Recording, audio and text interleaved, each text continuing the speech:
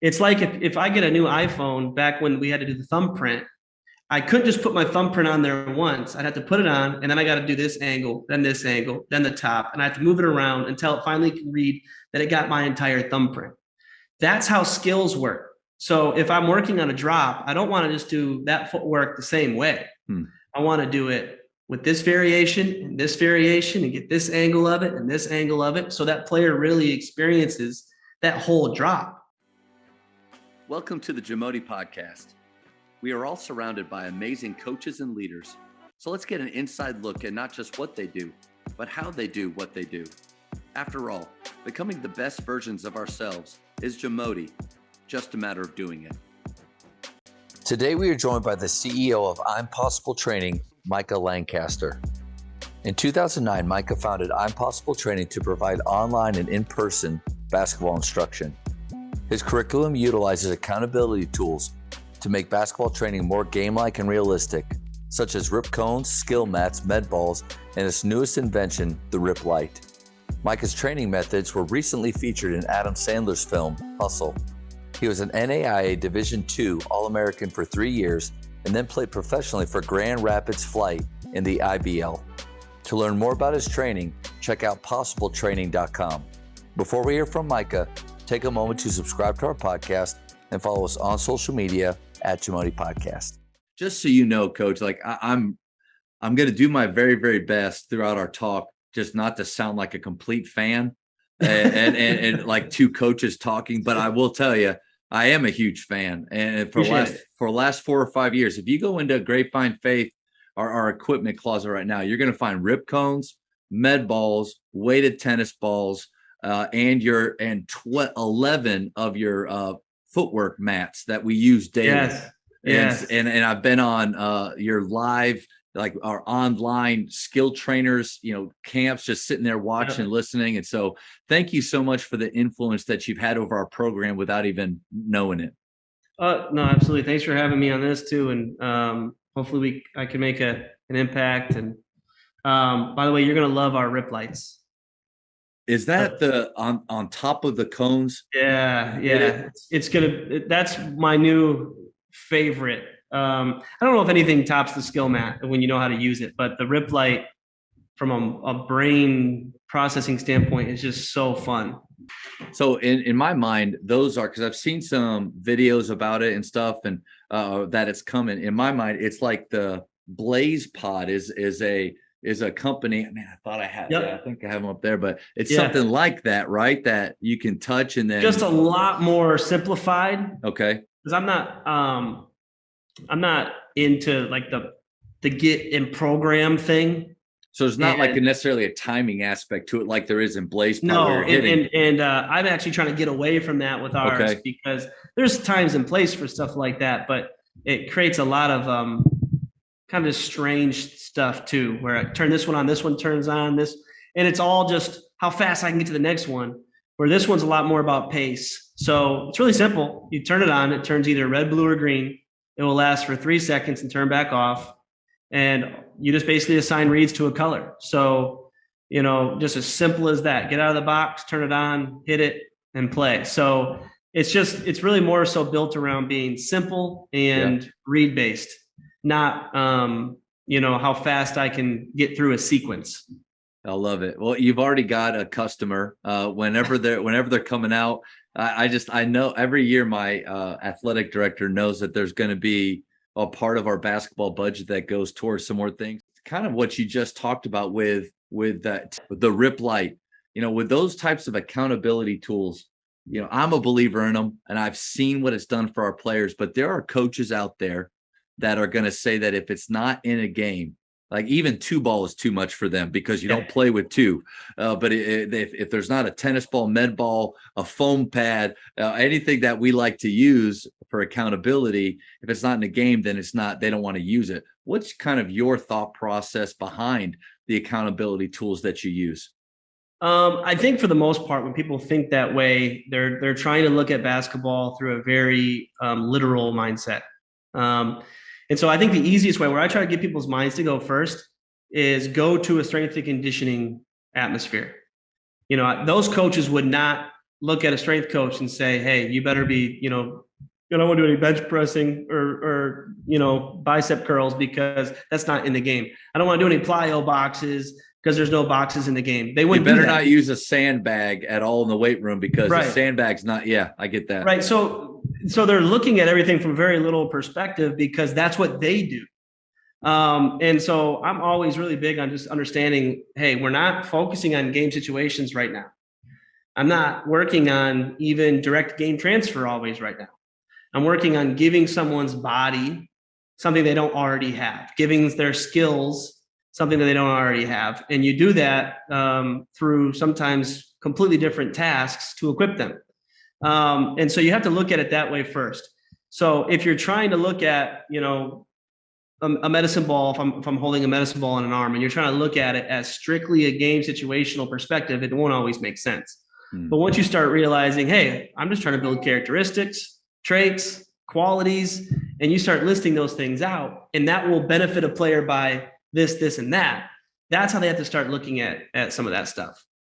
If you were a high school coach and you had, you have your team aspect and whatever system or style of play that you want your players to fit into, and you know that there are certain movements, certain patterns that they're going to use. So you understand that, but then you also want to grow their individual skill. What would, like, if the player was a pie chart, and also you have shooting in there too that you got to spend some time on, how would you kind of divide up their time? I actually don't. I'll explain. So skills are very interconnected. So for instance, I have a player in right now. He's a high school player from Mississippi. And that's what typically we do our headquarters is here in Michigan, and I train 100% travelers. So every week of the year, I have someone from another country or another state in training and several at a time. So right now I have a 6'5", 6'6" kid from Mississippi who's only been trained to be a big, for instance.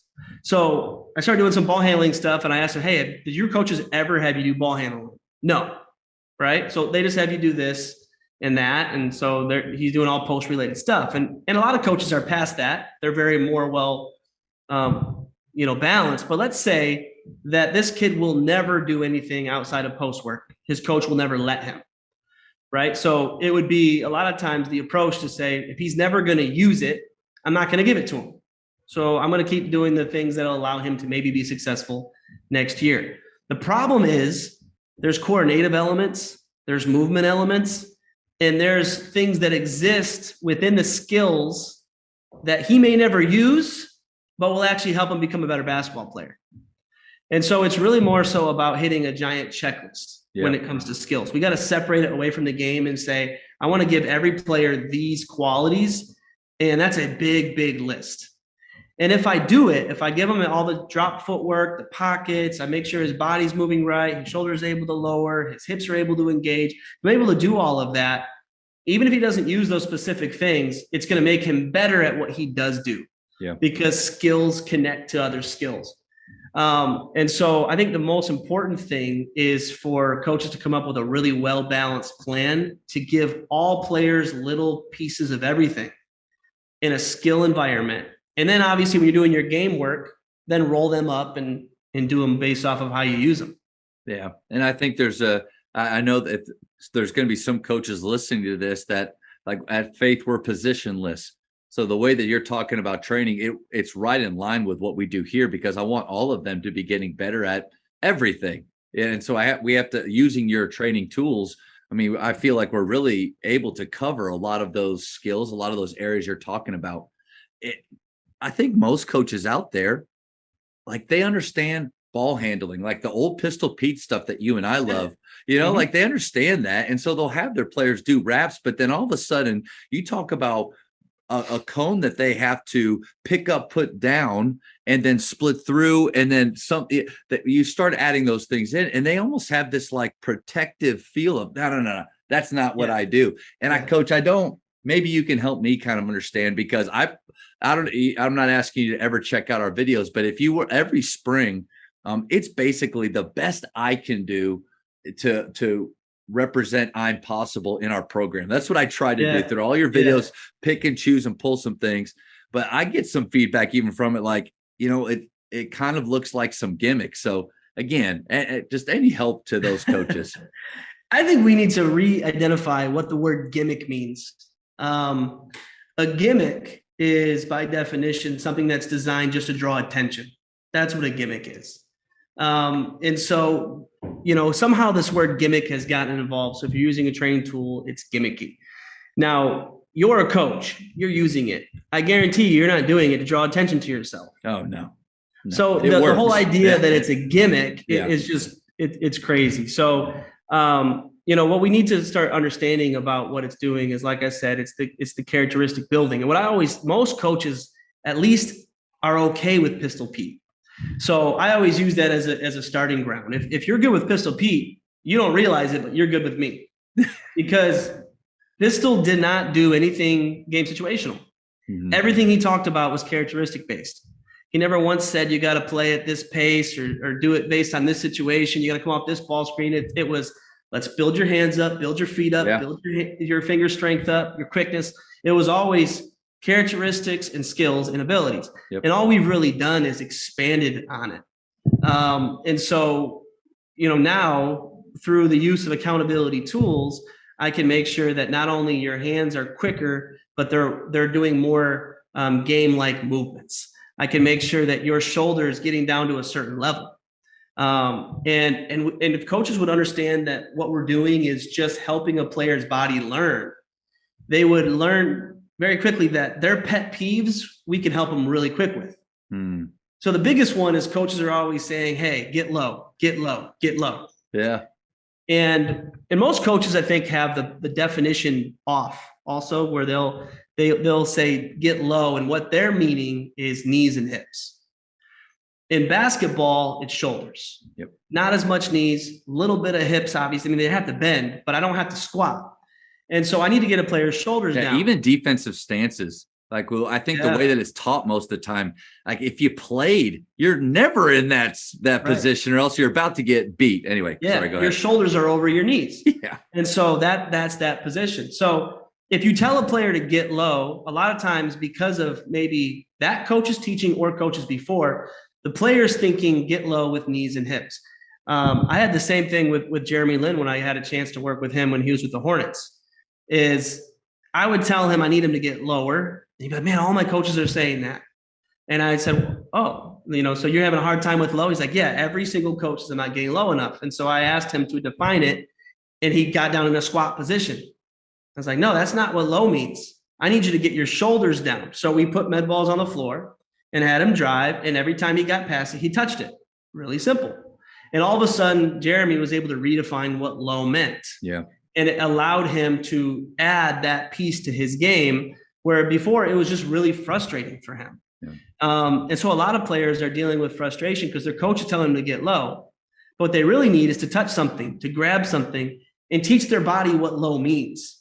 And then when you remove it, their body now knows what it means. They're going to be a lot different. So without those accountability tools, some players are just left to hopefully get it naturally. And you and I both know there's not a lot of naturals. Yep. So, the naturals don't need it, but the unnaturals do. And so that's what training tools are best for. And it's just building characteristics into a person's body. That's all it is. And I think there's a lot of coaches out there probably like me that during second period athletics, it's me and 30 athletes. Like I don't have the ability to give them all individual attention. So if I was like every other coach that says, all right, hey, remember, when we drop to go by, we're all getting low. Well, and I love one of the phrases that you use in some videos is there's different levels of low, but when you got your 6'5", you got your 5'5". I mean, they're both on different arenas of what low can be, but the accountability tools help all of them get to that point. And whenever a coaches, if you'll see, they drop, they grab a cone and they push it along a curve. And they get that inside shoulder down. It just reminds me of Jordan driving. The ball is up in his pocket and that inside hand is down and his shoulders down. Mm-hmm. You can't get there by yourself. Most players aren't willing to get that uncomfortable on their own. And so the accountability tools, again, it's brilliant to me. And you know what I think a lot of it is coaches deal with habits. And I don't. When you work on skills, you deal with abilities, and habits and abilities are two very different things. So for instance, if a coach looks at sliding that cone, the reason why a lot of times they don't like it is because they're not going to want to do that every day. Because that's how coaches think of stuff. I got to repeat and repeat and repeat. I got to build the habit. I don't want to spend my time doing that. So, but with abilities, it's a lot more what a procedural memory is. Are you familiar with procedural memories? Mm-mm. So procedural memory is learning how to ride a bike. So when a person learns how to ride a bike, that's a procedural memory, and studies will show that they can learn how to ride a bike in 30 to 45 minutes. Now, once you've learned how to ride a bike, as the saying goes, you never forget it. Right. It's not a habit. I haven't mastered it yet, but it's mine. I own that ability to ride a bike, and I'm never going to forget it. And over time, I get better and better. Procedural memories are actually in the same family as muscle memory. Muscle memories aren't habits. They're procedural. And so I don't need someone to master something. I don't need to do cone slides forever. I just need them to do it enough until they get it, which can take about 20 to 40 minutes. Okay. And I'll never have to do that thing with them again. So, but that's completely countercultural to a lot of coaches is, wait, you're only going to do that with them once? Yeah. I just want their body to figure it out. Now I'm going to move to the next thing. So Victor Oladipo was my favorite example. So when I had him with the Oklahoma City Thunder, I got him right before he was traded. So that offseason to Indiana. So, we started doing cone slides because his body didn't know how to do that. He was very upright. He was very athletic, but what I always joked with him is he wasn't very coordinated. Athleticism and coordination. Which is crazy to think about right there at his level. Yeah. But those are different. There's levels of coordination and there's levels of athleticism. And so he was still missing some coordination in how he moved. And one of them was low. So he hated cone slides. He hated it. But all I needed him to do it was a couple times, and his body figured it out. And I told him, Vic, as soon as you can do this, we'll never do it again. And he loved it because he got to graduate that. Yeah. Then we got to the next skill and that maybe he didn't like. And hey, once you can figure it out, we'll never do it again. And we moved through in one summer over 275 skills and methods that we did in order to build into his body the characteristics he needed. There's a lot of factors that go into that stuff, but that was a huge, huge reason of why he was all of a sudden most improved player and an all-star. And it had nothing to do with anything game situational that we did because we didn't do any for the entire summer. It was all characteristics and all traits based. So, I think that's the thing that we have to keep in mind is you're just trying to get a player's body to figure out this thing, and then you can move on past it. I think you really just helped me out because every spring, like I said, we have about a 7 to 8 week time. And you're right. There's the more traditional coach part of me that says we need to be repeating these things every day for a long period of time for these habits to come in. But what I've done with the guys is I'll take a couple of your videos. And again, it might be pain for you to ever be in the gym and kind of see me stumbling through it. But we do our best. I'm sure you're doing fine. Yeah, thanks. We do our best. But I basically on a Tuesday, I'll introduce some things. And on a Wednesday, I will let them repeat it. But I've never known exactly where should I start, like in the I'm Possible map of things, even though I know you have a manual out there and I know like trainers can kind of get on board. But as a guy that's trying to do both, be their skills trainer in the spring, but then also I'm their high school coach, I think you just freed me up. It doesn't really matter where I start, and it doesn't matter. I don't need to stick with these things very long as they're getting a taste of it and they're having to do those actions, and then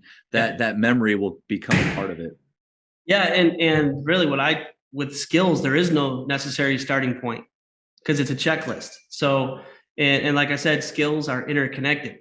So once again, that's completely different than most curriculums and programs that you would build because we're not progressively trying to build something.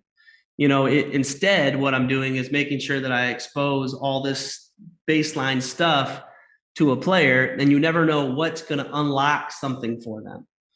And that's really the key. Look at it this way.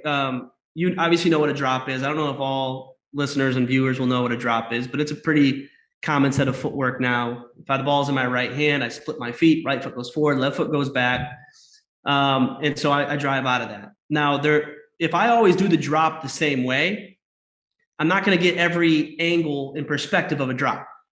So if I always repeat the exact same drop footwork with a player, it's like if I get a new iPhone, back when we had to do the thumbprint, I couldn't just put my thumbprint on there once. I'd have to put it on, and then I got to do this angle, then the top, and I have to move it around until it finally can read that it got my entire thumbprint. That's how skills work. So if I'm working on a drop, I don't want to just do that footwork the same way. I want to do it with this variation and this variation and get this angle of it and this angle of it, so that player really experiences that whole drop. So I can do a drop grabbing a cone. That's one way.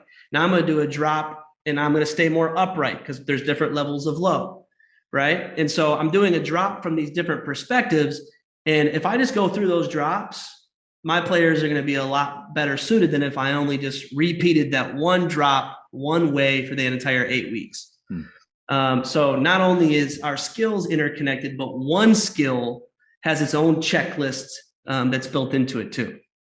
Coaches, the Jamodi podcast is powered by Shoot 360. The future of basketball has arrived in Dallas-Fort Worth. Shoot 360 combines the latest sports technology with the fundamentals of basketball skill development. The result is a one-of-a-kind video game-like basketball program designed to improve your shooting, dribbling, and passing.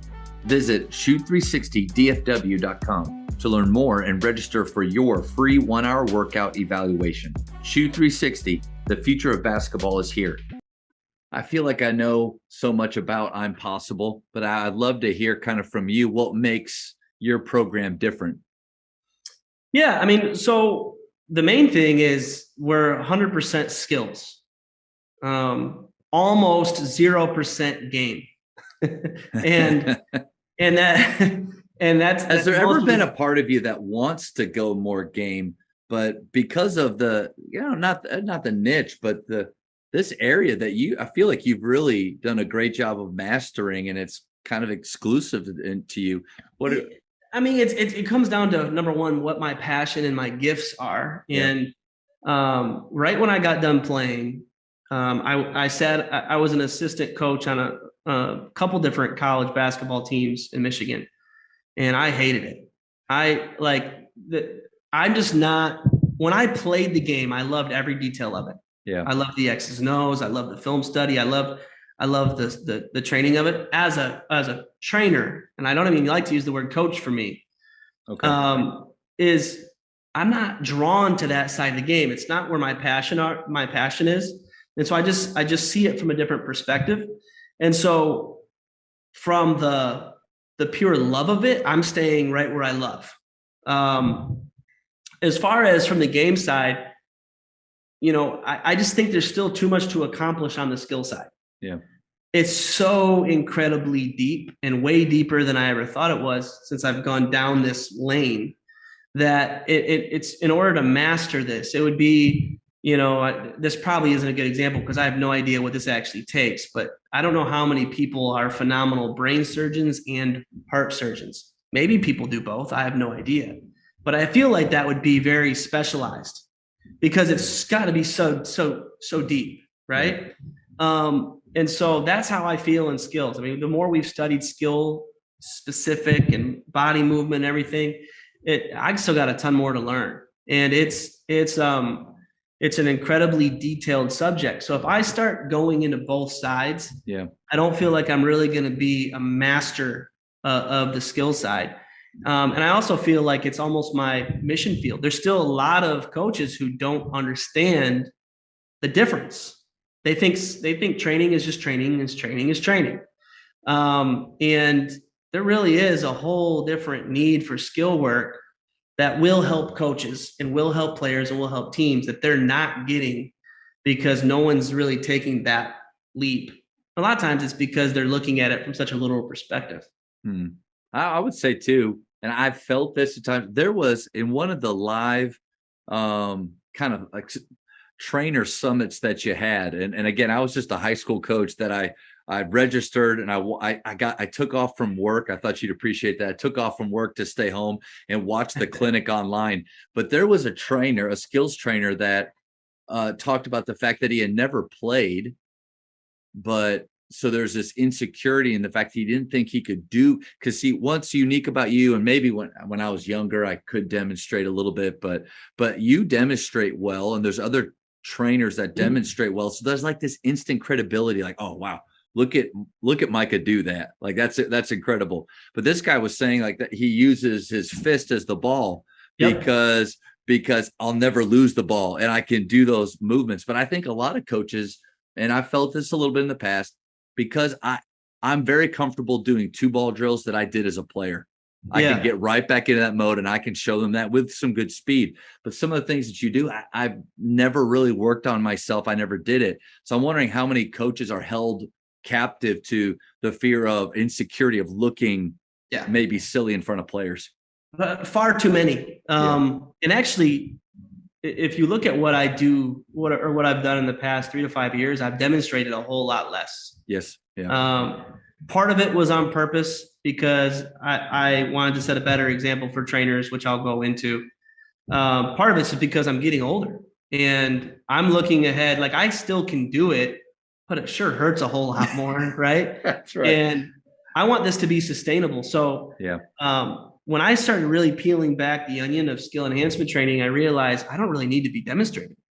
These players don't need to see me do it. I thought they did. Maybe they did years ago, but they don't need to see me do it now. In fact, I think a lot of times it distracts them, especially when you're really, really good at it. So I started fooling around with just doing as little demonstration as possible. I know a lot of coaches are still in that, I got to sweat with my players and I got to grind with my players. I've taken the completely opposite approach for the past, 5 to 10 years. And they do the work. I'm there to teach. If I have to show it, I can, but I try to stay off of it. And I try to let the teaching do the work, have the player learn how to motivate themselves. And it's amazing. It's better results. So it was a better show when I showed it all. It was more entertaining maybe for someone watching, but I've gotten better results of showing less. And we're the world's largest basketball training organization at I'm Possible Training, in terms of how many trainers we have certified worldwide, skill lab facilities all over the country. And that's what we do best, is we teach coaches and trainers how to teach without having to demonstrate. Yep. And so, and a lot of times the hard talks I have to have with coaches is, you should never shoot. Listen, you can't shoot. Your shot is so jacked up. You're losing all credibility if the you moment keep shooting. You're hurting yourself. But everybody can have good form without a ball. That's right. I never miss a shot. Never. And so you can learn. So we teach our trainers and coaches how to demonstrate mimicking movements when you're not comfortable. And the only stuff you should show, honestly, in my opinion, especially from a trainer perspective, is the stuff that you're killer at. If you look good doing it.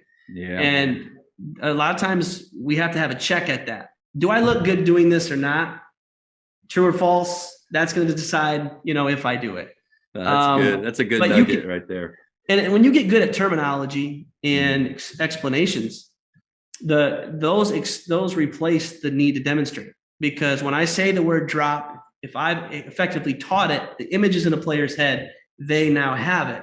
They don't need to see it. So I don't have to all right, let me show this again. No, I said the word drop. You know what it is. So if I tell you to do it, the picture's there.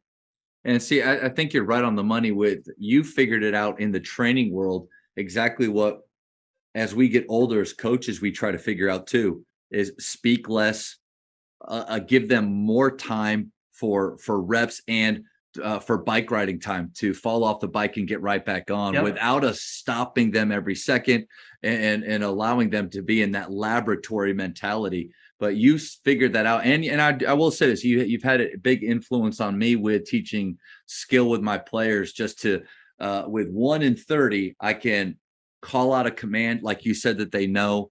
And there's different levels of mastery for sure, based on their skill and experience. But it's helped me in a big way. Awesome. With this podcast, I'm at a private Christian school, but faith is a big part of my life. And so I always love when it gets to go down that way. I've heard you speak sometimes before. One of my favorite videos was, I think you were talking about David being being a great example of visualization. When he was about to go up to against Goliath, because he was reminding himself of, I've already killed the lion and the bear. And that's what players we need to do. But I love that you way use that. Back. That does. So you're talking about a blog that I probably wrote like 10 years ago. I'm telling you, man. Hopefully you're not freaked out at all. That not at all. This dude that's is great. But that's huge. I mean, David kept trophies. I mean, that when he cut off the head of the lion, that was a trophy of his, and he kept that as a visual in his head of what he's accomplished. And he did the same thing with Goliath's head. He carried that thing around. So it was, and players need to remember their past successes, and their past, I accomplished this, so I can do it again. And that works from both the personal side and the faith side. God did this for me in the past. He's going to do it for me again. Yeah. It's proof. So either way it works. And it's such a great thing for basketball training, because when you're in the moment, you can look back to know what you've worked on, what you've done. So, I mean, I was a clutch player when I played. I hit a lot of game winners, but it took a few tries to hit the first one. And then I built on that. And then all of a sudden you love that moment, because I've done this before. And so I think that, clutch builds on itself from that. So, but you can't really be that necessarily until you get your first. Yeah. And then you can start building that faith and that belief off of past accomplishments. If you don't mind, I'd love for you to share, because I think I've heard you speak a little bit about the I'm possible idea with your faith and the connection there. So I'd love for you to share that. Yeah, absolutely. So, I mean, I'm a believer. I'm a Christian. And so Jesus, to me, he needed to be somehow existing in my company. And so I'm possible was such a great opportunity, because, Jesus becomes the apostrophe that turns the impossible to the I'm possible. So the whole idea that, I can do all things through Christ who strengthens me. I mean, that's the whole essence of I'm possible is it might be impossible, but if I put Jesus in the midst of it, he becomes the apostrophe that literally transforms the impossible to the I'm possible.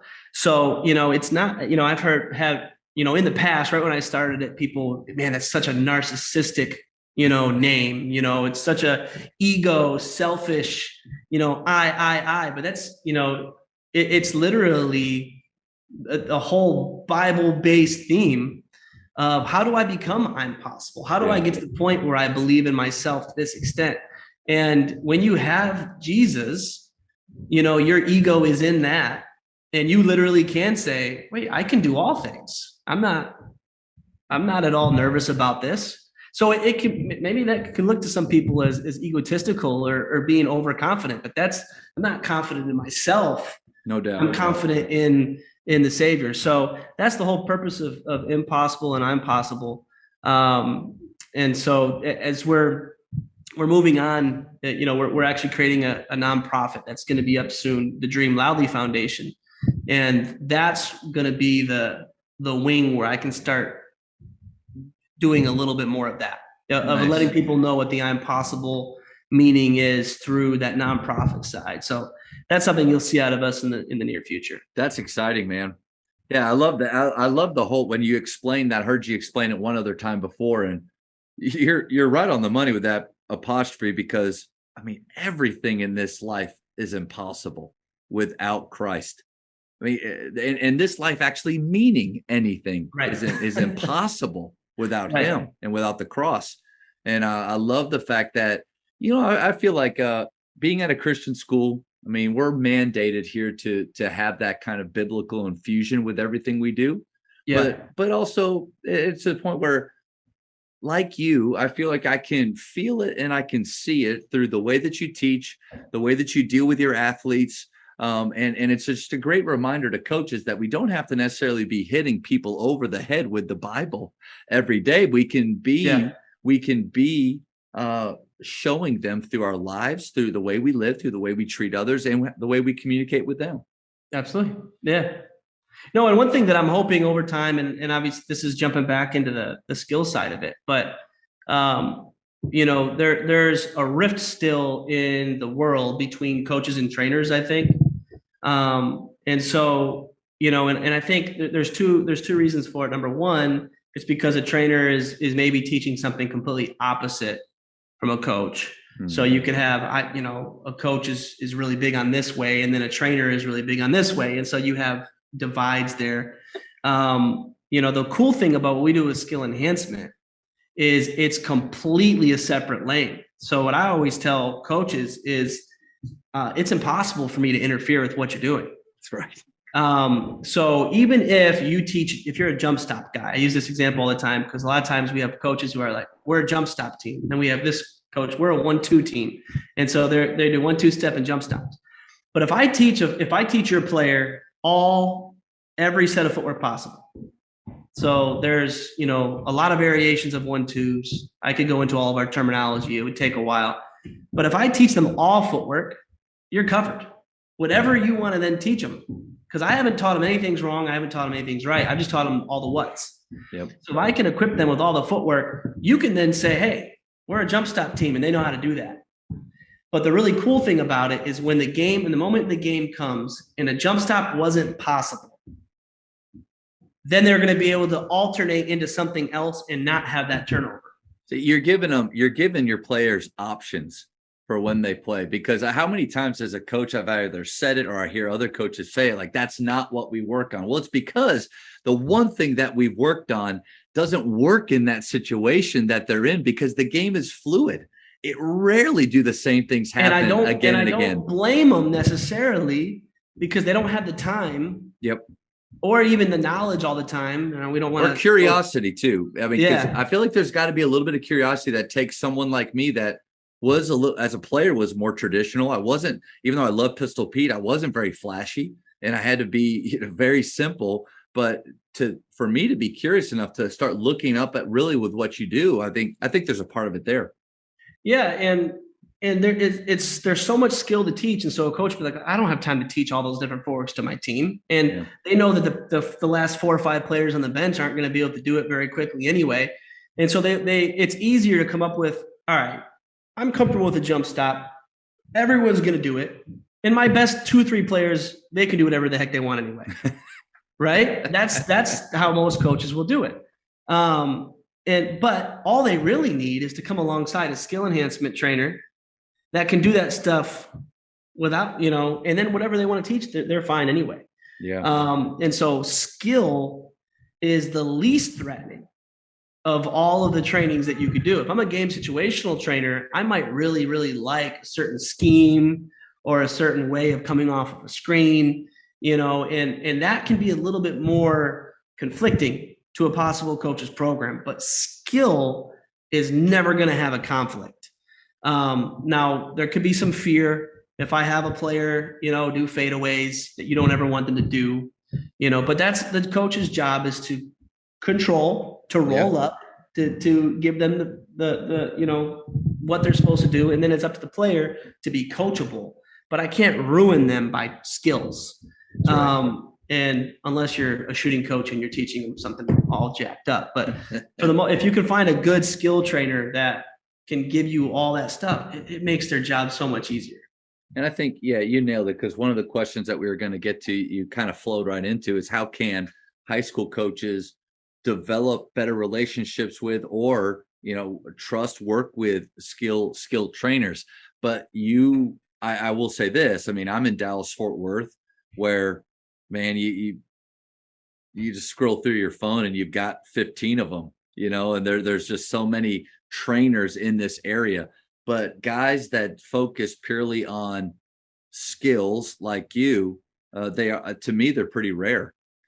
Yeah, well, most of them are all under our organization. So we're really the only ones that are doing it. And so most of them who want to do it will plug in and become certified with us. And so there's several hundred of them around the country, but it's still, if you look at it, it's not the status quo, because it is a specialty. You have to really learn how to do it. And I think that, when I look at at me. I've been doing full time on skill and not game since 2009. Yeah. So, I have 13 years of being in that lane. So it's so far in that if a coach was trying to do both, they'll never catch it. Right? It's just too deep. The rabbit hole. It goes so far. I'm never going to catch a coach, is what you're saying. You won't. And I'm okay with that. And that's just the reality of it. So, the best coach in the world doesn't necessarily know all that much about skill. Yeah. That's okay. Like you have and on the skill side, I'm not going to catch the coach and all the X's and O's and all the different knowledge and the stuff that goes into coaching. So there are these really two lanes that go really, really far in the opposite direction, but they don't, but in the end, they both work together. Yeah. And so, when you can really start focusing on what skills do for players, it's always going to be a win-win situation. But what I always try to tell, the big buzzword for coaches, if I was to sell a book to coaches, it would be buy-in, right? It would be, how do you get buy-in? I think there's probably been, 50 books that have sold because of that word. Now I'm the person who's working with players, and I'll be the first to try to tell a coach who thinks they have buy-in, you don't have buy-in. Your players aren't happy. They don't necessarily like you. They don't necessarily like this team. And the reason why is because they don't feel like you care about their dream. So I always talk about this whole battle between dream and team all the time. Now, I'm a trainer who works on the player's dream as the number one. I'm not working on the team. That's not my job. The coach's job then works on the team. And a lot of times they're not working on the player's dreams. Yeah. Because you have to, you have a player who needs to set screens and rebound and everything else. It's really tempting for a coach to be, that's all I want you to do. I don't need you to practice. So there's a whole rabbit hole we could go down there with playing positionless conceptual basketball instead of running a ton of plays. But But either way, you're going to have people who have the green light and people who don't. Sure. And so, some people are going to have more shooting reps and so on. But the buy-in key to me is if you can have a meeting with all of your players and you say, what do you want? What's your dream? And let's see how we can support that. And I don't think most coaches ask that. Yeah. A lot of times they say, here's my guys who can play college. These guys. They almost set the dreams for them in a way, or at least put them in a box. No doubt. Yep. Now, the cool thing about a skill trainer is we can be the dream guy. So you have the coach who's working on the team. You got to win. Like, it's tough to focus on 12 dreams and your team winning. But you can say, on our time, this is what we're doing. On your time, work on the dream. And those two things go together perfectly, and those coaches will get buy-in 100% of the time. Yeah. And so that's to me the missing piece is, the whole tension between a trainer and a coach is really it hurts a lot of players' feelings. I can't pursue this. Yep. And so that's the missing piece to me. And I think it comes down to for me when I was a younger coach. Because I'm sad to say I was probably my first couple of years was the one that you don't need to go to any trainers, just work out with me. It was a pride thing. And there's always been this weird, even between sports at schools, football players it's territorial. Like they're my players. But it's funny. I got to the point where I don't know why, but I thought back to my high school days. I loved my high school coach and I loved playing. My dad and I went all over Dallas-Fort Worth looking for new trainers. I try one. If I like them, I go back. If not, we try to find another one. And again, when I say trainers, there wasn't anybody around like you or what you guys are doing. Sure. But my advice is for coaches, and I'm still working on it, is to let go of our pride, understand that there are other people that can help our players. But like you said, though, we need to do a better job of knowing the dreams of our players and looking for ways to help them reach it. Yeah, even if you don't believe that it can happen. I've had players who and I've learned this over time. I've had players who they started training and be like, "Are you kidding me? Like you don't want to go down this road. You're not even close to being good. Like this isn't." And people did the same thing to me. So I should have known better. Right. So, but I mean, I was small, but I was skilled. Yeah. I've had players who walk in the gym who literally I'm looking at and be like, not a freaking chance. And those players go through the program, they work their butt off, and they play college. And I'm like, I would have told them to go a different direction. Yeah. So, you never know, even as much as you think you do, what someone's capable of. So if you just give them the best shot and set it up, you can have a player who leaps to the front and you never expected it. And so that's what I think, what the coolest thing about skill enhancement training that all of our trainers have to learn how to do is we say you have to be unbiased. So I'm not training the player, I'm training the skills that are possible for the player. Yeah. And so even when I train NBA guys, I'm completely opposite of most guys because I refuse to watch film once I'm with somebody because I don't want any bias. I don't want to know what you're already good at or what you're already bad at. If I've seen you play already, I already have some. So I try to remove all of that. And when I get you in a training environment, it's let's look at this and let's look at this and let's give you this. And that's where we find things that maybe we never would have gone down that road, but we find gold because we're unbiased working on the skills of the game. The Jamodi podcast is powered by Sideline Interactive. Sideline Interactive is the leading manufacturer for high-quality, innovative scoring tables and LED video display boards that help coaches and schools bring more excitement to fans, create huge fundraising opportunities, and make their jobs easier. Visit sidelineinteractive.com to check out their amazing products. The dream side is a very, very big topic that needs to be discussed more. And just get out of their way sometimes. And let's go down that road because one thing I wrote down in my notes before that I really wanted to hit with you is the I'm possible math. I've showed that video. So I used to work for PGC. I was a director for them. I went to PGC in high school. It was with Dick DeVenzio, a huge part of they're not a sponsor of the podcast, even though I love that. But I directed for them for 5 years, and I would show your I'm possible math video because you and I mean, we're similar ages. I graduated college in 2004. And so we're around the same age. And I reading up on your story, like I didn't even know kind of some of the things that happened to you in high school. But I just, from watching some of your clips, I knew you could hoop and then doing some things. But you and I are both products of dreaming because I'm nothing special to look at either. But found a way to grind and get that grind, but to get there, because if you love it, it doesn't feel really like a grind. But will you explain the I'm possible math? Because I think I agree with it completely. Yeah, well, and I think the I'm possible math has changed a little bit with the transfer portal. We have to add another dimension to it. Yeah. But it's the logic is really good. So the whole concept of I'm possible math is that the NCAA has always had their own stats that they've always pushed out. I remember being at camps growing up, and it was always the same. There would be 100 kids at the camp, and they would say, "Hey, if you want to play college basketball, raise your hand." And we'd all raise our hand, all happy, and they'd be like, "Now look around you. Only 2 of you are going to do it." Dream crushed, right? Yeah, there. You're like, oh, okay. And sometimes only one of you. Yeah. And so, but that's NCAA stats. That's what they say. 1 to 3% of players have a chance of playing college basketball, and they use that to push education, which of course we're all fine with. I'm okay with the message, but the logic is really bad.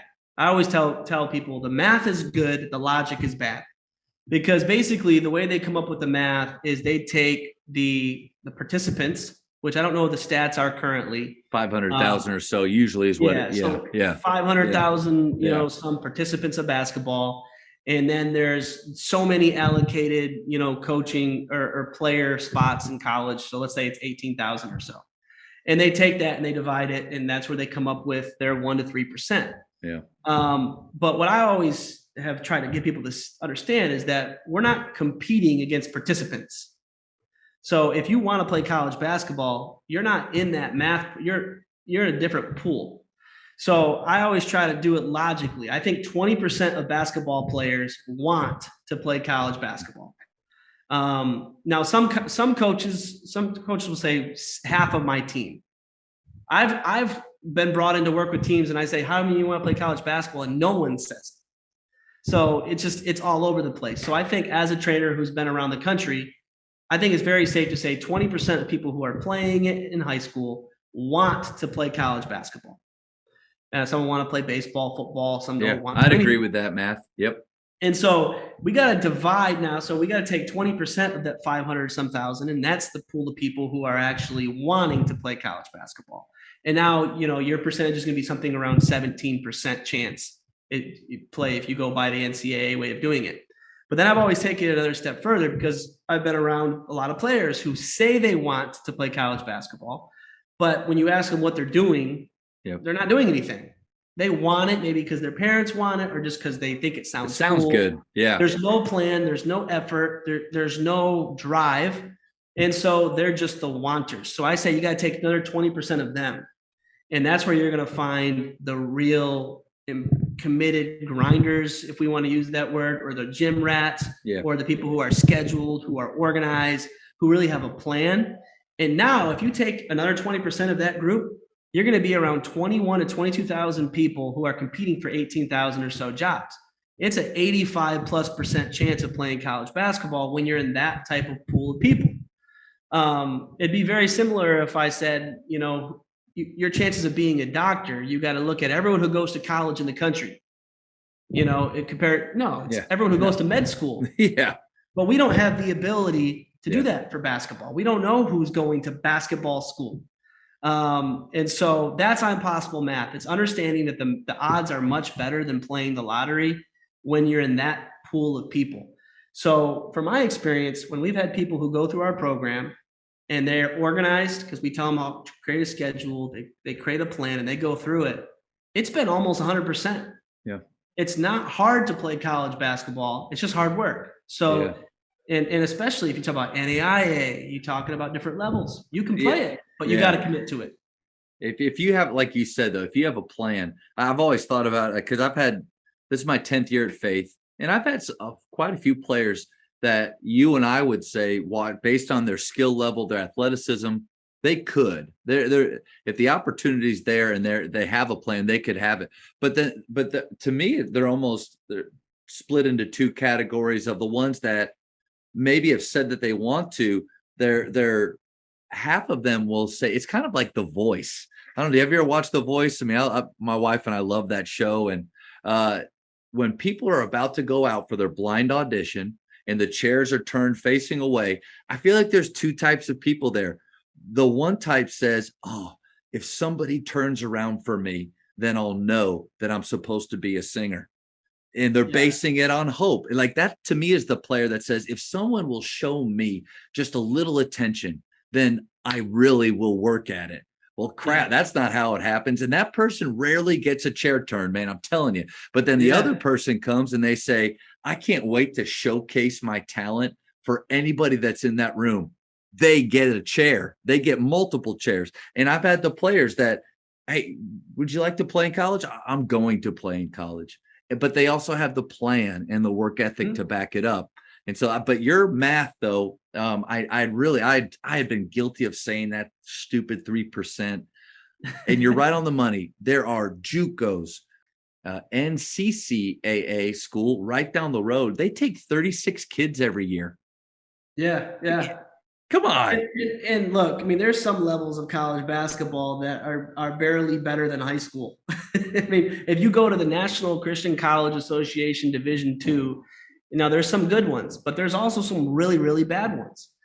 So there's very low level college, and then there's a little bit better. I mean, there's ways to extend your career, and wait for those moments. So, now that's not to say. When I say that, people think I'm knocking low levels. I'm not. Division II, Division III, the best teams in there can be as good as Division I teams at times. Yep. And so, but their bad teams are much worse than the bad teams at D1. The biggest separated of levels is the bad ones. The bad ones are bad. But the whole point is when players want to play college, if you can get to yourself just to a certain level, you can get it done. Yep.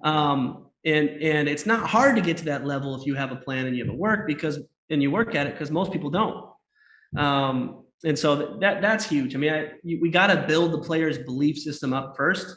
Let them know that they're not playing, the lottery. It's not a pipe dream. It's really realistic, but you're going to have to lay out the steps, the plan, and go after it.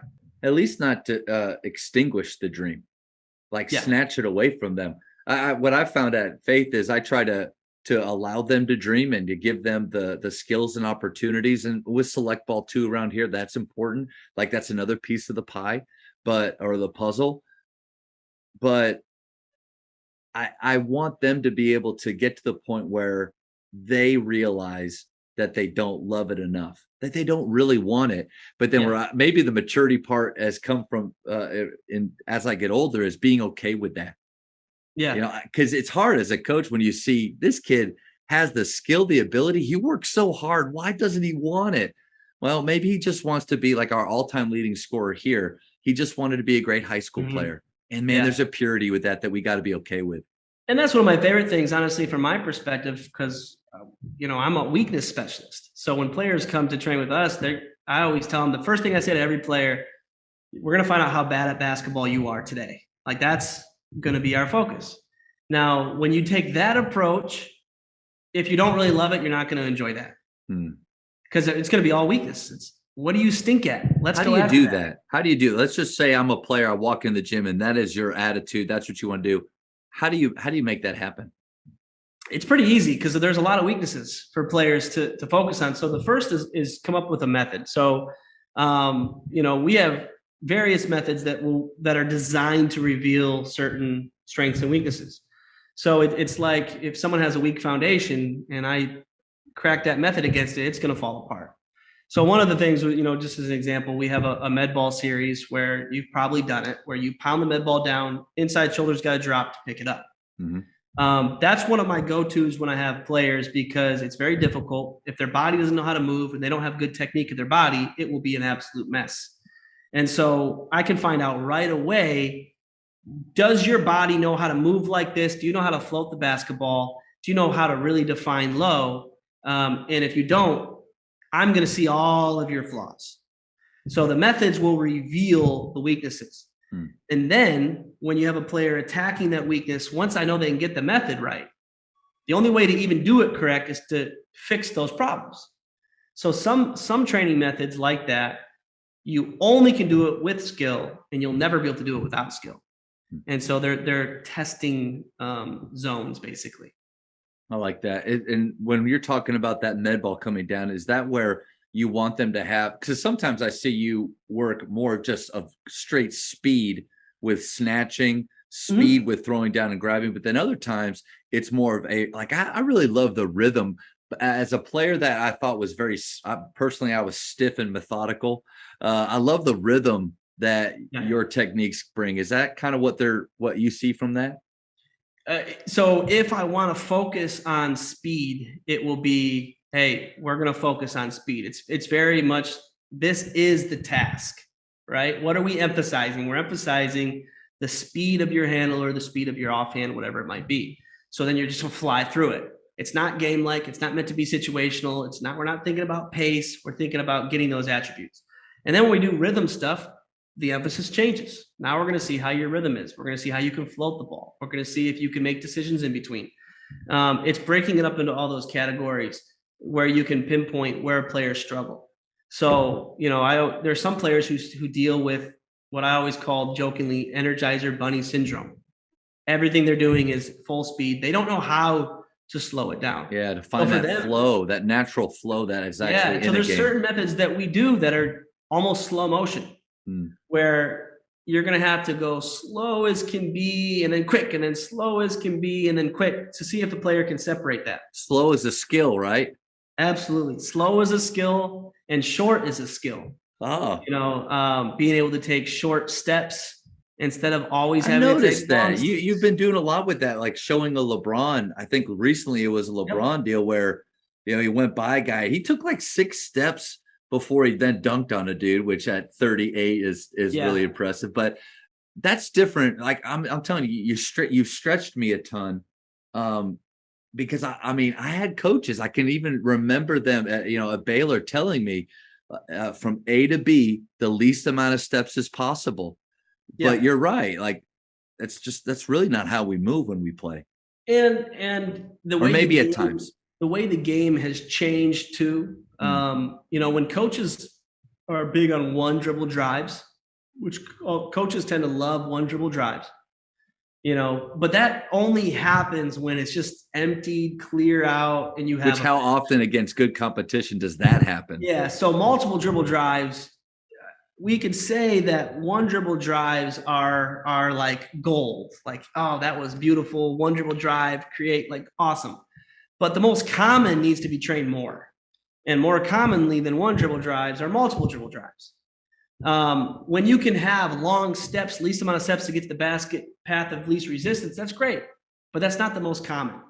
And so what coaches tend to do is they oversimplify it. So, they teach long and simple least movements.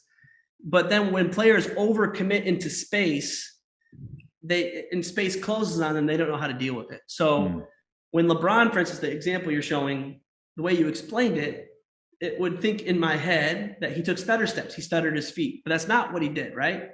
He took just normal steps, but short. They stayed underneath his body. Yeah. And what that allows him to do is change directions whenever he wants, stop and go back whenever he wants. It's not rushing to the help side defender. He can still shoot. He can still change directions. And so you keep more options. And if you're really studying the best players, they're moving underneath themselves more often than they're extending their feet beyond themselves. That's it. And that's the key that players need to get. So a lot of times when I get a player and they're struggling, that's the first thing I need to change is their steps, especially if I have a big, get you to run shorter and, I'm comfortable now. How can I use mats to do that, to help them with their steps? Mats are like the cheat code for it, because I can lay them out very close to each other. If I have like 3 or 4 are great, and they're not allowed to step past them. So picture a drive, and I have to drive from point A to point B with 2 to 3 dribbles, let's say. And for these mats, you have to step on each one. So you'll have players who don't know how to do that will all of a sudden they'll skip 2 of them because they don't know how to run underneath themselves. Yeah. So that's, once again, a method that you can place down, and it's impossible to perform it without the skill. Once they can do it, they have the skill. Then you can get rid of the mats. Yeah. So that would be the best way. But I'm telling you, if coaches want to change the way their players move, they need to get them to learn how to run shorter. And that will open everything up. And they're not going to lose athleticism. They still will be able to reach. But now they're going to be able to control space better. They're going to feel more comfortable. They're going to be able to maneuver, and they're going to have more agility and mobility. I wonder how many times as coaches we're teaching our players movements, maybe for the sake of efficiency, get even it's just something like a drop, but then I only want 1 dribble and 2 steps as you get to the rim. And then in a game, I see them trying to replicate that, but with human beings getting in their way, and they appear to be out of control. And so then I come back, and then as a genius, I come back around behind and be like, you got to play under control. But the truth is, he's doing exactly what we've spent time and time on. So that's a good nugget. Yeah. And I would say, coaches are basically teaching efficient concepts. The concept of being able to cut out steps, right? But that concept is only going to fit these moments. So what coaches need to start asking themselves, am I teaching more concepts? So, if I can teach a player to run short, medium, and long, they're going to instinctively be able to choose in the game, in the spur of the moment, which they need to work on. We teach exaggerations a lot. When we had Karl Anthony Towns at 7 foot, he's sliding a cone back and forth to us. You can find videos of Karl sliding rip cones, on the floor. People would say, well, that's too low for him. Okay, but if he can get that low, in a game he'll do. It's easier to find every other level. So, I want a player to be able to run full speed at short steps, at medium steps, and be able to use length when they need to. But what coaches need to ask themselves is, am I closing certain doors where when a problem happens in the game, they won't be able to react? And if you give them more and then teach them IQ, they'll learn how to use it. So I got to ask about I'm possible ideas behind shooting, because at Grapevine Faith we do love to shoot the three, and really we love getting attempts. We don't focus on makes too much. The more you take, the more you make. That's just my personal beliefs from Paul Westhead and guys like that.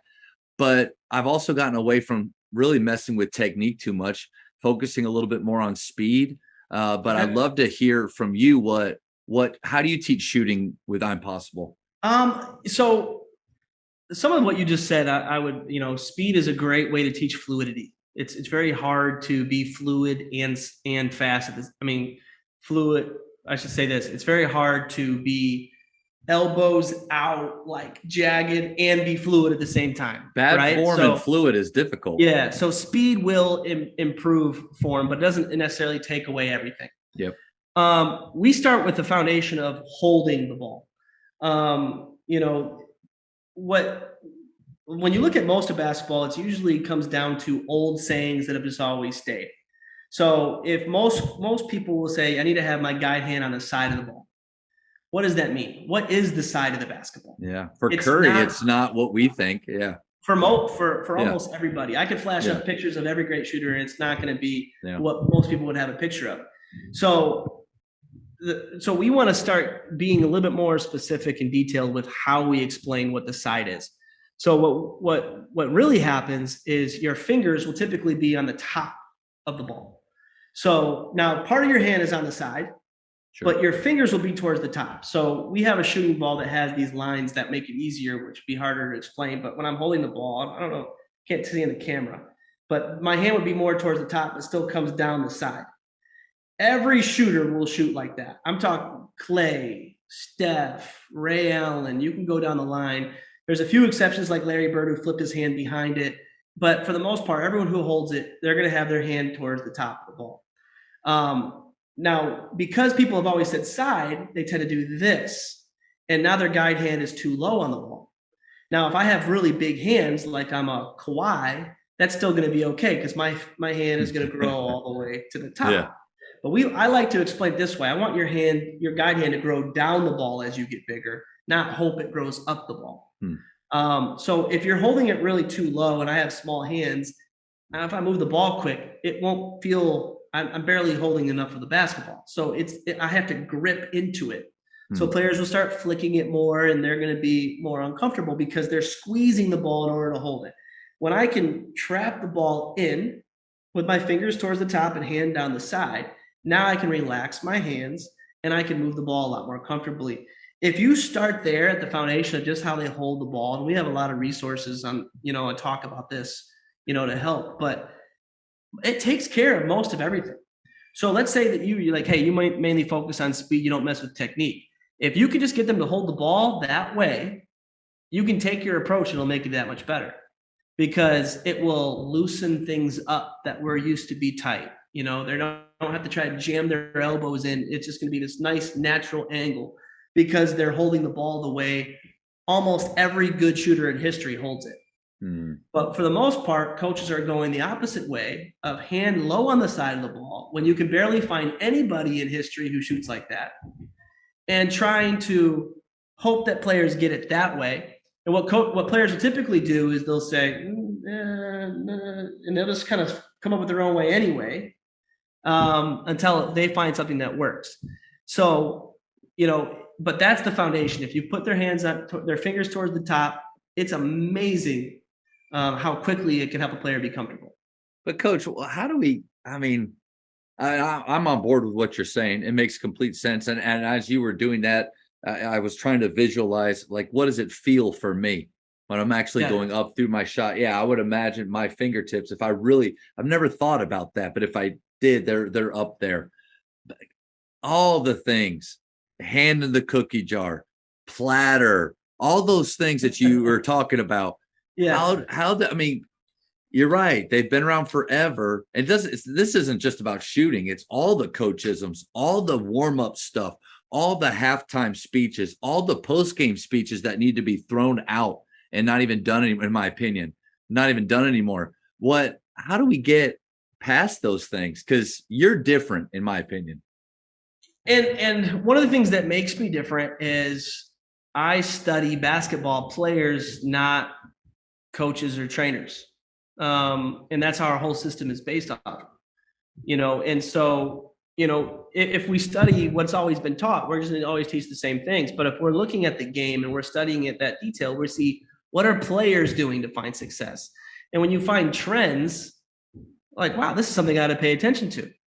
If every player, 95% of great shooters are all holding the ball the same way, and every coach typically is saying something opposite, we got to check that somewhere, right? They're doing something differently, whether or not they've been taught it or whether or not they, maybe all those people have only made it because they've ignored, those are the players who've ignored that teaching and found their own way. Yeah. But that way is now proven. And so we always say Impossible, we have to teach what players do, not what coaches or trainers say.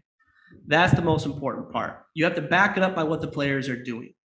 And whether or not you like the NBA, don't like the NBA, it doesn't matter. Those are still the most skilled, most accomplished players. And so that's where we should get our baseline for skill. But that's hard because they're not studying this, right? Yep. So coaches need to plug into some resources and learn some skill, because what they've always been taught is pretty outdated now. Yeah. What about mentality? When you've got players that you've addressed some things with their shot skill wise, how do you help them between their ears? What's really interesting when because we're not talking so technical, we're not trying to jam their elbow in, we're not trying to change anything. All I'm saying, hey, you hold the ball here, move this hand this much. And for 50 reps, it can feel weird, but it takes care of itself really quick. We don't really have to deal with a lot of mental stuff. Okay. Because and the reason is because I'm not dealing with habits. I'm dealing with abilities. So I can create a new procedural memory within 20 to 40 minutes, and all of a sudden they feel comfortable enough to go. And then what will happen is when we fix little things like that, they're like, hey, my elbow doesn't feel as tight. My shoulder doesn't feel as tight. It fixes other stuff. And so very, very rarely do we have to deal with the mental side of, is this going to ruin my shot or anything? Because we just say, give me 20 minutes. Yeah, but what about something even like confidence though? Because I would imagine throughout your skill sessions, you see them sometimes. Because again, when you're starting off by saying, I'm going to find your weakness, or I'm going to see your weakness, or we're going to figure it out, you're going to see the rawest form of them. And I think as coaches, we see that too at times. How do you help them get through those moments? Kids aren't as fragile as we think. Number one, I prepped them before. We're here to find out how bad you are. And if a player is already successful, they don't need that validation. You've already done this. Imagine what happens when we find your weaknesses. Those are treasures. When we find those, that's proof that you can still get better, right? So that's the goal. So we applaud it. We praise it. You're messing up. Hey, yeah, great job. Let's go after it. We're onto something. Where the reason why kids can sometimes be seen as fragile is because coaches a lot of times will take the other approach. We miss layups, we run. We miss free throws, we run. Mistakes are often punished in the developmental process where I'm going to protect myself. Yep. When they know they're there to be vulnerable, it's a whole different atmosphere. And I always say this, skills are easy to get quick. So you might start off disastrous for 15 minutes, but we're going to get it by the time you leave. And all you need is a couple good reps. And all of a sudden you're going to, oh yeah, I got it now. Because, I've had, this is a great one. There's certain finishes with kids where I'll have them literally do a really, really tough finish that I know that they can't do. And they'll miss. And I've tracked this. Yeah. Little kids, they'll miss 100 in a row. Yeah. All right. 0 for 100. And then they make one. And then I'll say, all right, start a new count. They'll go 4 for 10. So they go from 0 from 100 to 4 for 10. and then it's theirs. And so it doesn't really add up from how we normally think about it. How do you go from 0, from 100, from 4 for 10? Because your body finally figured it out, it clicked, the procedural memory is there, and now your body knows how to do it. And so that's all we're looking for. When I can get a player there, they know they've gotten better. Yeah. And now their confidence goes up. But it's really more so about setting the table, letting them know what they're here for. You're here to find out what your weaknesses are, and then it takes all the pressure off of that. What's your advice for players? It seems to me like there's a lot of structure now for them. Like you and I still remember going out to the playground in Berwick, Pennsylvania, and playing against older players or going to the rec. It seems to me at times where, they have their team practice, then they have their structured skill coach.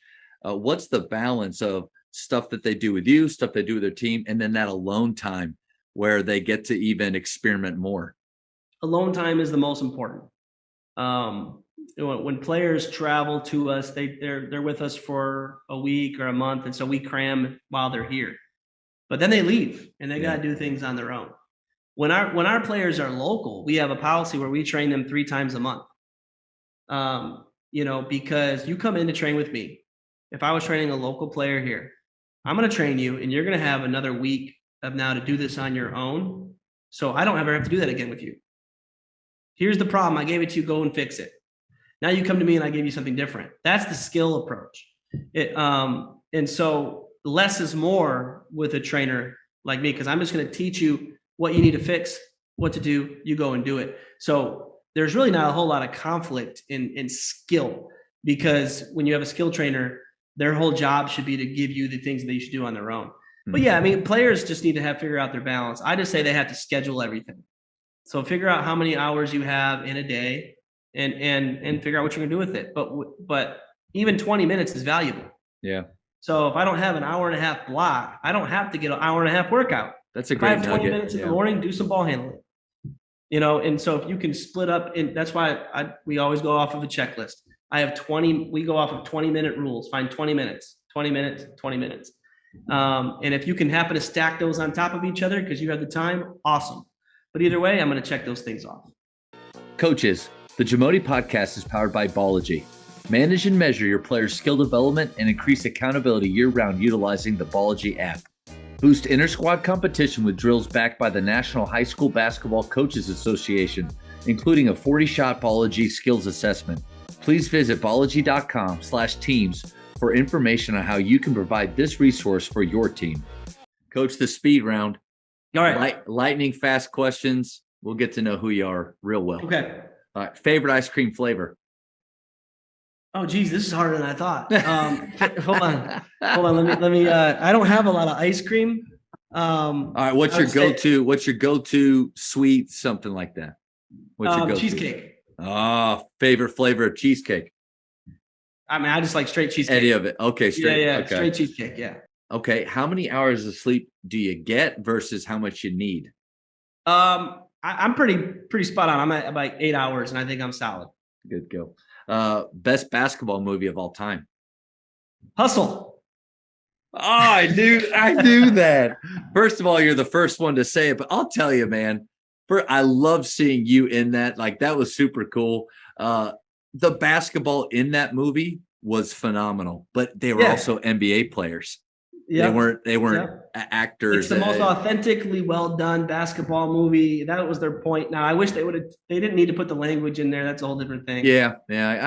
But still, it's the best. Why was Adam Sandler as an assistant coach in a closet down in the basement? I get the part of the story, but is that? I didn't find that part realistic. But I love. Yeah, for I don't know what they were going for in that. I don't know there, but like, I guess the whole, like, you got your foot in the door. Well, yeah. Are you going to put him in the basement? But anyway, I loved it, and so pumped that you're in that. For high school, shot clock or no shot clock? If it was possible, shot clock. I understand the problems, but they need it. Yep. Texting or talking? I'm preferring texting these days. Yeah. My favorite answer that coaches give is it depends on who it is. Because if your mom calls, you better answer it. Only have conversations available for so many people. That's right. Favorite holiday? Christmas. In basketball, this may be hard for you because you don't want to insult anybody. In basketball, who's the GOAT? Oh, there's no problem. MJ. All right, good. We can continue our talk. Favorite city in the U.S. besides the one you live in? Oh man, favorite city? I have no idea. Okay, you can always pass. Yeah, I'll pass. I have no clue. Favorite country to travel to? Lately, it's Israel's number one, but Turkey is right behind. Now, Israel, is that basketball related or I've only gone there for basketball purposes. Okay. I love it. Yeah, okay. It's amazing. I've had church groups that I've known have gone there and taken tours of places like in the New Testament and things, and they just said it's super powerful. Like makes it comes alive. It's amazing. Yeah, it's awesome. If you could travel back in time, what period would you visit? Period would I visit? You don't have to stay there. Yeah, I could just get to view. Yeah. I mean, any part of Jesus' ministry would be good. The easy one. Like I had to change that question because Coach Drew, I had him on, and he's really big into some battles and wars, but he paused. He's like, "Well, I don't want to be in it. I just want to watch." I was like, "Okay, so I'll change that." Yeah. 2 more. How many cups of coffee do you drink per day? 1. Always 1. How do you drink it? Just a little bit of cream. Okay. Last one, Godfather, Star Wars, or neither? I would say Star Wars, but I'm not really into either of them. Okay. Favorite movie, besides Hustle, if you had to go to one, what would you go to? Favorite movie? Or even genre, like you like it's so crazy because I don't really watch all that many. Yeah. I'm like my wife and I will watch like Netflix and shows and do stuff like that together. What shows are you and your wife into? Because my wife and I, that's one of our things is we do love to watch a few things. Let me think of what's been. We've just been recently going back through Scrubs. Nice, that's a good one. On Hulu, so that one's great. We were always big in Office, so we'll do that marathon a lot. Good for you, Coach. Good for you. So those are, Office is, if my favorite thing of all time, it would have to be Office. Let's just do it that one. Let's go. I'll tell you, thank you so much for the last hour and a half, basically, that you gave me. There were times during our conversation that I just forgot. I forgot what I was doing here and everything. Because again, I've followed a lot of with some fast basketball and offensive concepts that we like to use at Faith and the way we play. There's some coaches that I've really pulled a lot from, but then on the skill side, I don't think there's anybody that's influenced me as much as you and what your program has done. So this has been an honor for me, man. I appreciate it. No, it was fun. I enjoyed it also. If there's high school coaches that do watch this, listen to this, and they're curious, because you did say one thing that it was a little bit of a personal challenge that you said, like a high school coach can't get all of this, and I agree with you. Like there's no way I can be you and what you do, but I am going to try to do my very, very best for my players to bring that I'm possible into the gym. What can coaches do to maybe go down that path? Honestly, one thing that we've done really, I think our coolest program right now is called our IPT Elite Skill Membership. So it's $49 a month, and we give our entire checklist. So that's 12 different programs. So it's $2,000 worth of programs, and they can get it for $49 a month. And so they get our all around 1, all around 2, footwork 1, footwork 2, finishing 1, finishing 2. It goes down the line. Shooting 1, shooting 2. So that'd be the easiest way just to really study skill, and be the most cost effective way. The other cool thing about that is they'll be able to go to any of our coaches clinics for free. So we will be having some in 2023 in different parts of the country, and those will be free clinics for coaches when they're members. So that would be the easiest one. But other than that, simple as it is. And on Instagram, if they follow me at Micah _Lancaster, it's 1 post a day, always educational based. I'm not an entertainer, so they're not going to have the skits or any of that that's going on. It's just straight education. So I think that would be a really good tool for them too. I've always appreciated that about you. It's there's an authenticity to the way that you teach. And then for coaches, like you've said a few things just in our talk that kind of push maybe the norm or what has been taught for a long time. And that's one thing I love about the videos. You constantly challenge us just to look at the game again and maybe deeper and in a different way. And so I would say you're a really good follow for coaches to go after. Well, with coaches, and this will be the last thing, and then I really got to go. But coaches, what skill trainers do, what I have to do is I pause a moment and I study the moment. The body position, where their feet are, their shoulders, and it's all right. Now go to the next frame. Where's the body? So it's not looking at the X's and O's. It's literally studying the body position of that player in that specific time. So it's a very tedious task to really truly study skill because it's just a whole different world. And so if you're watching things in slow motion all the time, and coaches do that too to work on things, but you're just always looking at where the footwork is placed, how wide is the stance, how short is the stance, where's the ball, and constantly studying the technique side of things. So you definitely will see the game in a different light when you look at that angle. Thank you for checking out today's episode. Please take a moment to subscribe to this podcast, share it with your fellow coaches, and find us on social media for what's coming up next on the Jamodi Podcast. It's just a matter of doing it.